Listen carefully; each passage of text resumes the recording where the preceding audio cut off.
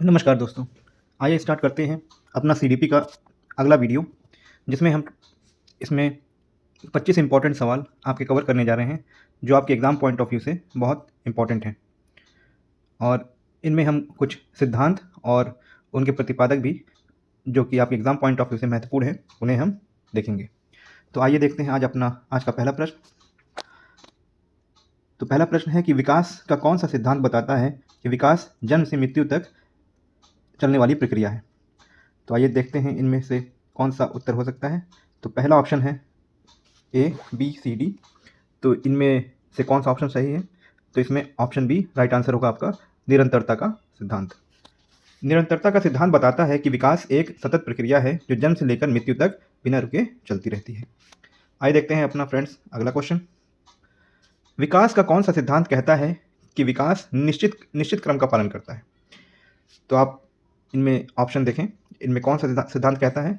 तो इस ऑप्शन है ऑप्शन डी, ये आपका क्रमबद्धता का सिद्धांत। क्रमबद्धता का सिद्धांत स्पष्ट करता है कि विकास हमेशा एक निश्चित और पूर्व अनुमानित दिशा में चलता रहता है। तो इसका ऑप्शन क्या हो जाएगा?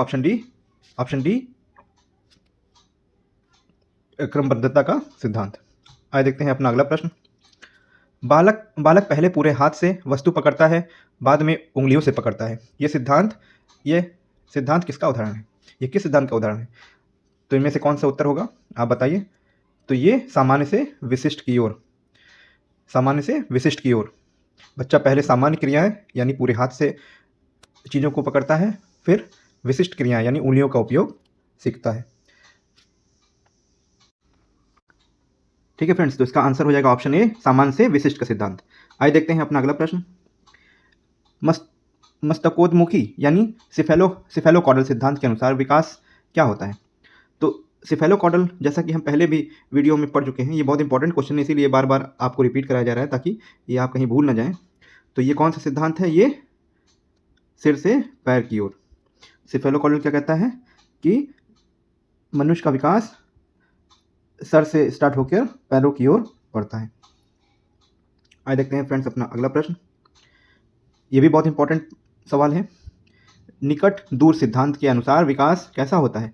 तो निकट दूर सिद्धांत के अनुसार निकट केंद्र से बाहरी अंगों की ओर होता है। इस सिद्धांत के अनुसार विकास शरीर के केंद्र जैसे रीढ़ की हड्डी से शुरू होकर बाहरी अंगों जैसे हाथ और पैर की ओर बढ़ता है।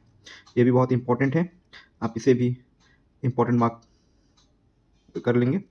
आइए देखते हैं फ्रेंड्स अपना अगला सवाल। विकास की गति सभी बच्चों में कैसी होती है? तो विकास की गति सभी बच्चों में भिन्न भिन्न होती है। व्यक्तिगत भिन्नता के सिद्धांत के कारण प्रत्येक बच्चे में विकास की गति अलग अलग होती है। आइए फ्रेंड्स देखते हैं अपना अगला प्रश्न। विकास के किस सिद्धांत के अनुसार हर बालक अद्वितीय होता है? तो ये व्यक्तिगत भिन्नता के कारण। यह सिद्धांत मानता है कि आनुवंशिकता और पर्यावरण के अनूठे संयोजन के कारण प्रत्येक बच्चा अलग होता है। ठीक है फ्रेंड्स, इसका ऑप्शन डी, व्यक्तिगत भिन्नता के कारण। आइए देखते हैं अपना अगला प्रश्न। बालक पहले बैठना, फिर खड़ा होना और बाद में चलना सीखता है। ये किसका उदाहरण है? तो ये उदाहरण है, ये क्रमबद्धता का उदाहरण है। यह उदाहरण दर्शाता है कि मोटर विकास एक निश्चित क्रम का पालन करता है, बैठना, फिर खड़ा होना और फिर चलना। तो ये सिद्धांत क्या बताता है? ये क्रमबद्धता का सिद्धांत होता है कि बच्चा पहले बैठता है, फिर खड़ा होता है और बाद में चलना सीखता है। ये क्रमबद्धता का सिद्धांत है। आइए देखते हैं फ्रेंड्स अपना अगला प्रश्न। विकास का कौन सा सिद्धांत बताता है कि शरीर के सभी अंग समान गति से विकसित नहीं होते? तो ये असमान विकास का सिद्धांत बताता है। असमान विकास का सिद्धांत स्पष्ट करता है कि शरीर के विभिन्न अंग जैसे मस्तिष्क अंग अलग अलग दरों पर विकसित होते हैं। आइए देखते हैं फ्रेंड्स अपना अगला प्रश्न। विकास को सर्वाधिक प्रभावित करने वाले कारक कौन से हैं?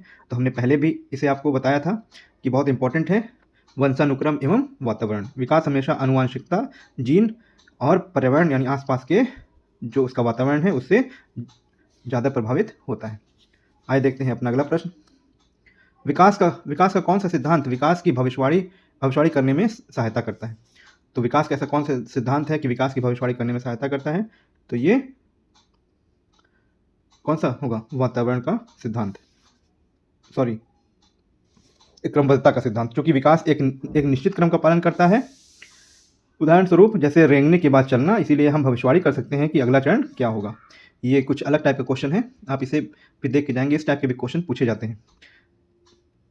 लैंग्वेज थोड़ी अलग कर दी जाती है, जबकि कॉन्सेप्ट यदि आप पकड़ के जाएंगे तो आप उन्हें जरूर सॉल्व कर लेंगे। तो विकास का कौन सा सिद्धांत विकास की भविष्यवाणी करता है, जिसमें हमें पहले से मालूम है कि इस चरण के बाद अगला चरण कौन सा आएगा, वही चरण की भविष्यवाणी, उसी चरण की भविष्यवाणी हम कर सकते हैं। इसीलिए ये ऑप्शन सी इसका उत्तर हो जाएगा आपका, इसीलिए उत्तर सी ऑप्शन है। आइए देखते हैं फ्रेंड्स अपना अगला सवाल। विकास की प्रत्येक अवस्था अगली अवस्था का आधार होती है, यह किस सिद्धांत को दर्शाता है? तो ये किस सिद्धांत को दर्शाता है? तो ये भी क्रमबद्धता का सिद्धांत होता है। क्रमबद्धता का सिद्धांत बताता है कि विकास एक चरण से दूसरे चरण में एक दूसरे के बाद आता है, जहाँ प्रत्येक नया चरण पिछले चरण पर निर्भर करता है। तो आप देख सकते हैं कि एक ही सवाल को ऑप्शन में आंसर एक ही है, लेकिन किस तरीके से घुमा के पूछा जा सकता है। इसीलिए ये सारे प्रश्न इसमें ऐड किए गए हैं, ताकि आपको एक ही प्रश्नों को कई बार समझने में आसानी हो कि किस तरीके से एक ही प्रश्न को बार बार आपके सामने रखा जाएगा, लेकिन वो आपको नए जैसा लगेगा। इसीलिए आप अच्छे से कॉन्सेप्ट पढ़ के जाइए, वरना क्वेश्चंस तो इतने ढेर सारे हैं कि आप शायद ही कभी कवर कर पाएँ, आपको महीनों लग जाएंगे उन्हें याद करने में। लेकिन आप यदि कॉन्सेप्ट पकड़ के जाएंगे तो आप अच्छे से उन प्रश्नों को हल कर पाएंगे और सही होने के चांसेस ज़्यादा हो जाते हैं। आइए देखते हैं फ्रेंड्स अपना अगला प्रश्न। निम्न में से कौन सा विकास का सिद्धांत नहीं है? दंड का सिद्धांत, व्यक्तिगत भिन्नता, सामान्य से विशिष्ट निरंतरता। तो हम जैसे जानते हैं कि व्यक्तिगत भिन्नता, सामान्य से विशिष्ट निरंतरता, ये सभी विकास के सिद्धांत है, जबकि दंड का कोई सिद्धांत बाल विकास में नहीं है। बाल विकास में दंड सिद्धांत जैसा कोई स्थापित सिद्धांत नहीं है। विकास प्राकृतिक तरीके से होता है, दंड से नहीं। आइए देखते हैं फ्रेंड्स अपना अगला प्रश्न। विकास का सही कथन है। तो विकास हम किसे कहते हैं? विकास जीवन भर चलता है। विकास ऑप्शन बी, विकास केवल शारीरिक होता है। ऑप्शन सी, विकास केवल बचपन तक होता है। ऑप्शन डी, विकास सभी में समान होता है। तो हम जानते हैं कि विकास जीवन भर यानी निरंतर चलने वाली प्रक्रिया है। इसका ऑप्शन ए उत्तर हो जाएगा। निरंतरता के सिद्धांत के अनुसार विकास एक सतत प्रक्रिया है जो जन्म से मृत्यु तक चलती है। आइए देखते हैं फ्रेंड्स अपना अगला प्रश्न। विकास की दिशा से संबंधित सिद्धांत है। तो विकास से संबंधित कौन सा सिद्धांत है? विकास की दिशा से संबंधित व्यक्तिगत भिन्नता एवं निरंतरता, ऑप्शन ए। ऑप्शन बी, प्रेरणा एवं बुद्धि। ऑप्शन सी, मस्तकोन्मुखी एवं निकट दूर। ऑप्शन डी, परिपक्वता एवं अधिगम। तो आप बताएं कि विकास की दिशा से संबंधित कौन सा सिद्धांत है? तो इसका ऑप्शन हो जाएगा, आंसर हो जाएगा ऑप्शन सी, मस्तकोन्मुखी एवं निकट दूर। ये दोनों सिद्धांत क्रमशः सिर से पैर और केंद्र से बाहर की ओर विकास की दिशा का वर्णन करते हैं, इसीलिए ये विकास की दिशा को बताते हैं, इसीलिए ऑप्शन सी उत्तर हो जाएगा। आइए देखते हैं फ्रेंड्स अपना अगला प्रश्न। विकास का कौन सा सिद्धांत कहता है कि विकास सतत चलने वाली प्रक्रिया है? तो आप जानते हैं कि निरंतरता का सिद्धांत बताता है कि विकास एक सतत चलने वाली प्रक्रिया है जो जीवन पर्यंत चलती रहती है। आइए देखते हैं फ्रेंड्स अपना अगला प्रश्न। शिक्षक विकास के सिद्धांतों का उपयोग क्यों करता है? तो शिक्षक विकास के सिद्धांतों का उपयोग क्यों करता है, आप बताएं।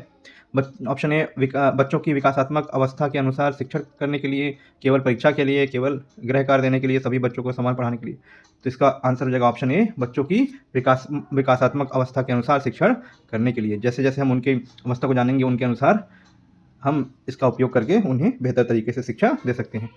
विकास के सिद्धांतों को समझने से शिक्षक बच्चों की वर्तमान क्षमताओं के अनुरूप शिक्षण विधियों और सामग्री को अनुकूलित कर सकते हैं। ठीक है, ऑप्शन ए इसका उत्तर होगा। आइए देखते हैं अपना अगला प्रश्न। विकास का कौन सा सिद्धांत व्यक्तिगत गति को स्वीकार करता है? तो इसका ऑप्शन हो जाएगा ऑप्शन सी, व्यक्तिगत भिन्नता का सिद्धांत। ये सिद्धांत इस बात पर प्रकाश डालता है कि प्रत्येक व्यक्ति एक अद्वितीय गति से विकसित होता है। तो इसका आंसर क्या हो जाएगा फ्रेंड्स? क्वेश्चन नंबर 19 का ऑप्शन सी। आइए देखते हैं अपना अगला प्रश्न। आज देखते हैं अपना अगला प्रश्न। विकास की दिशा सिर से पैर की तरफ होती है, ये किस सिद्धांत का उदाहरण है? तो ये किस सिद्धांत का उदाहरण है?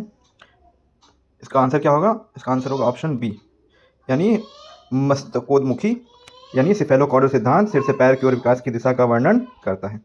आइए देखते हैं फ्रेंड्स अपना अगला प्रश्न। विकास की दिशा केंद्र से बाहरी भागों की ओर होती है, यह कहलाता है। तो ये क्या कहलाता है?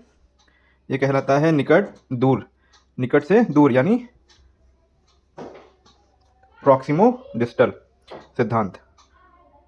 इसका आंसर क्या हो जाएगा? ऑप्शन सी, निकट से दूर यानी प्रॉक्सिमो डिस्टल सिद्धांत बताता है कि विकास शरीर के केंद्र से परिधि यानी बाहरी भागों की ओर होता है। आइए देखते हैं फ्रेंड्स अपना अगला सवाल। विकास का सबसे उपयुक्त निम्न में से कौन सा कथन है? तो विकास के लिए सबसे उपयुक्त कथन इनमें से कौन सा है, आप बताएं। ऑप्शन ए है विकास केवल मात्रात्मक परिवर्तन है, विकास गुणात्मक एवं मात्रात्मक दोनों प्रकार के परिवर्तन है। ऑप्शन सी विकास केवल मानसिक परिवर्तन है। ऑप्शन डी विकास केवल गुणात्मक परिवर्तन है। तो जैसा कि हमने पहले वीडियो में बात की थी कि जब भी बात विकास किया है तो विकास में गुणात्मक एवं मात्रात्मक दोनों प्रकार के परिवर्तन होते हैं। विकास में वृद्धि यानी मात्रात्मक और कौशल या क्षमताओं में सुधार यानी गुणात्मक दोनों शामिल होते हैं। और एक बात हमने और कही थी कि वृद्धि की बात आए तो उसमें केवल मात्रात्मक परिवर्तन होता है। इसे आप अच्छे से याद रखेंगे क्योंकि इनमें से एक प्रश्न आना कन्फर्म है। आइए देखते हैं फ्रेंड्स अपना अगला प्रश्न। विकास का कौन सा सिद्धांत कहता है कि प्रत्येक व्यक्ति की विकास गति अलग होती है? तो इसे हम पहले भी कर चुके हैं। तो इनमें से कौन सी कहती है? व्यक्तिगत भिन्नता का सिद्धांत। यही वह सिद्धांत है जो बताता है कि कोई भी दो व्यक्ति समान दर से विकसित नहीं होते, उनकी दर असमान होती है। आइए देखते हैं फ्रेंड्स अपना अगला प्रश्न। विकास के सिद्धांतों का मुख्य उद्देश्य है, तो इनमें से विकास के सिद्धांत का मुख्य उद्देश्य क्या है? बालक के विकास को समझना, ऑप्शन ए। ऑप्शन बी केवल परीक्षा पास करना। ऑप्शन डी केवल अंक देना, केवल बुद्धि मापना। तो इनमें से ऑप्शन में से उत्तर क्या होगा? इसका सही उत्तर हो जाएगा ऑप्शन ए, बालक के विकास को समझना। इन सिद्धांतों का प्राथमिक उद्देश्य शिक्षकों और माता पिता को बाल विकास की जटिल प्रक्रिया को समझने में मदद करना है। तो इसका आंसर रहेगा ऑप्शन ए, बालक के विकास को समझना। आइए देखते हैं फ्रेंड्स अपना अगला प्रश्न। यूपीटेट या सीटेट में विकास के सिद्धांतों से प्रश्न मुख्यतः किस प्रकार पूछे जाते हैं?